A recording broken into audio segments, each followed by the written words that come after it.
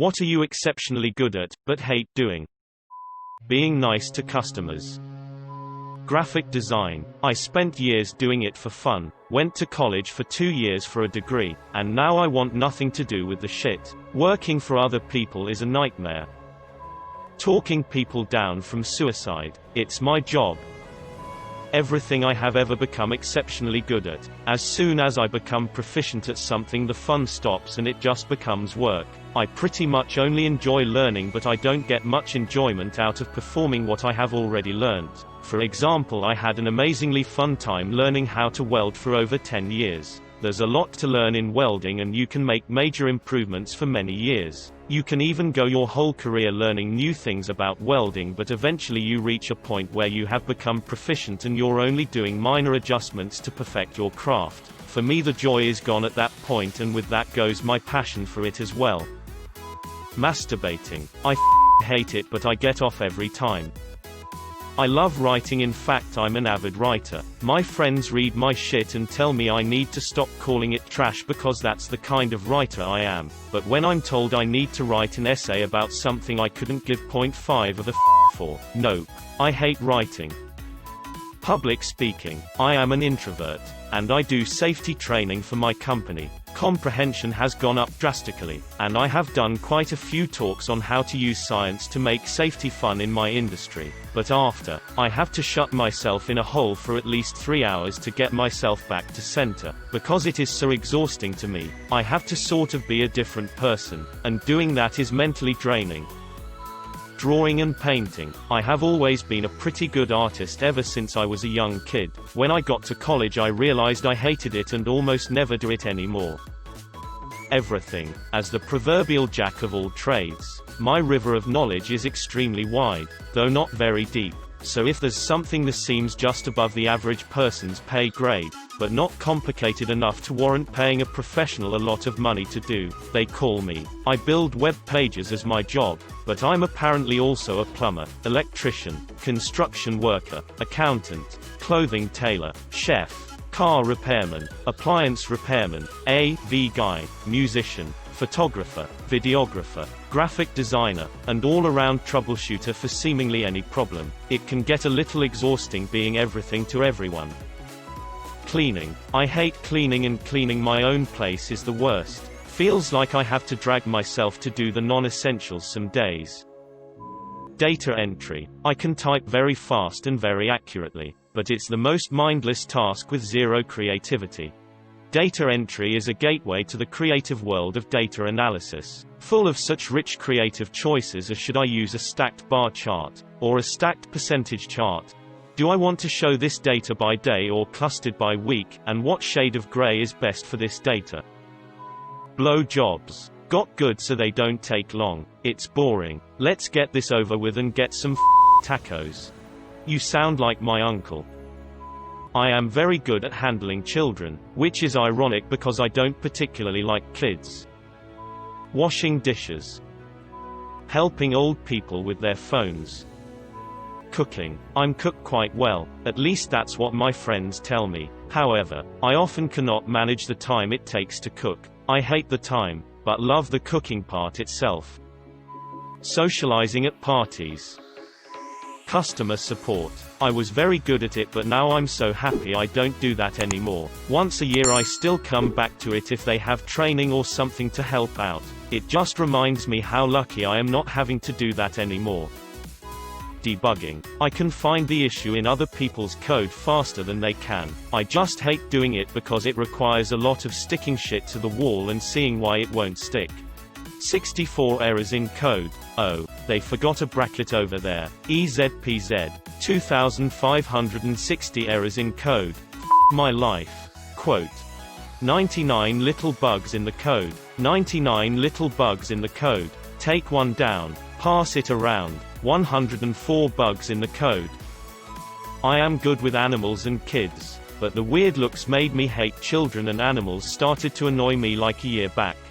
Adult male being good with kids equals parents assuming you a pedo or some craziness. I've found it best in life to ignore all children unless they are my close friends, and even then I am never in a room alone with a child. Just best to cover my own butt.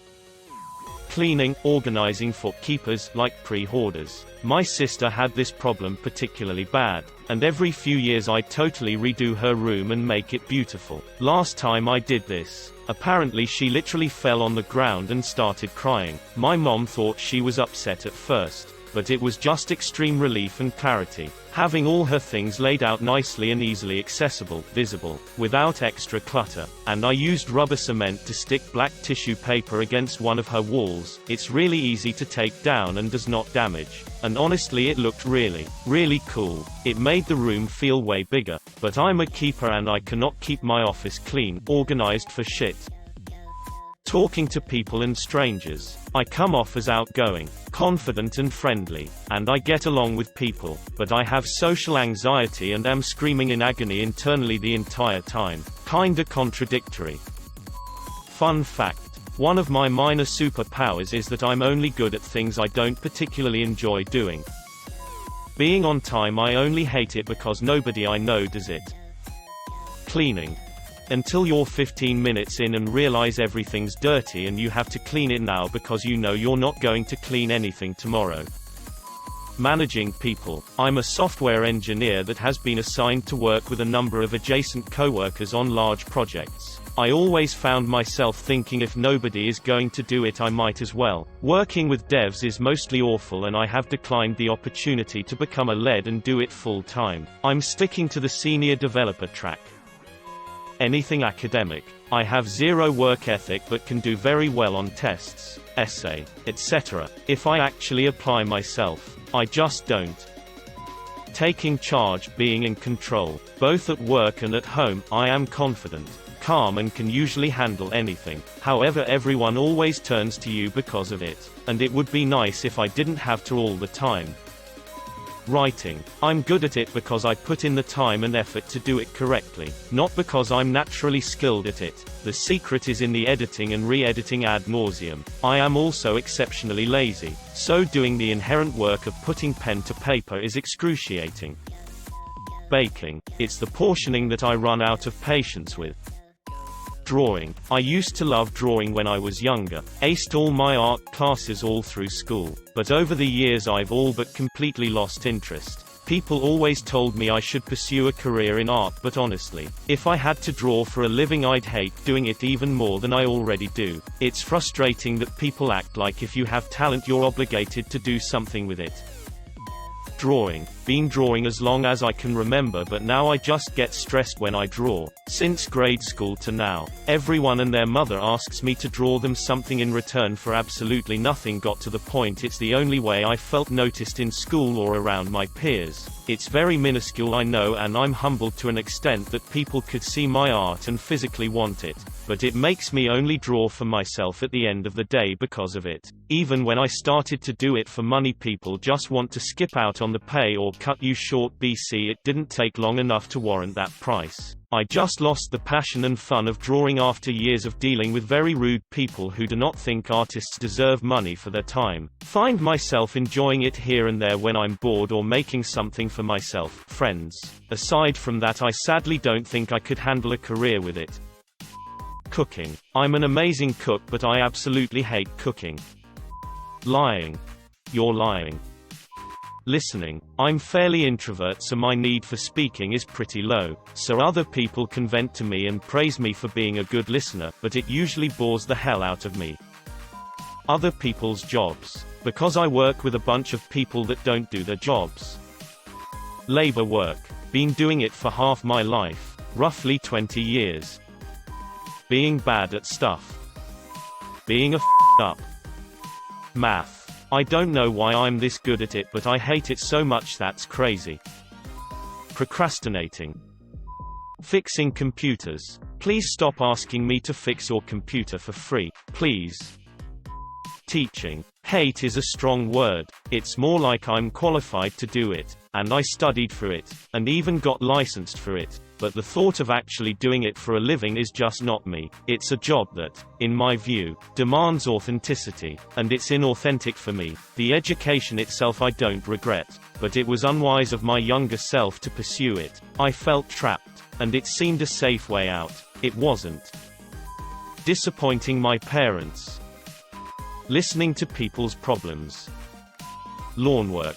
I can do it all. Struggle to do a basic mow and trim on my own yard on time. Organization. At work everything is pristine. Any video game I play becomes disguatingly structured. The idea of organizing my bedroom makes me want to lie on the floor and cry.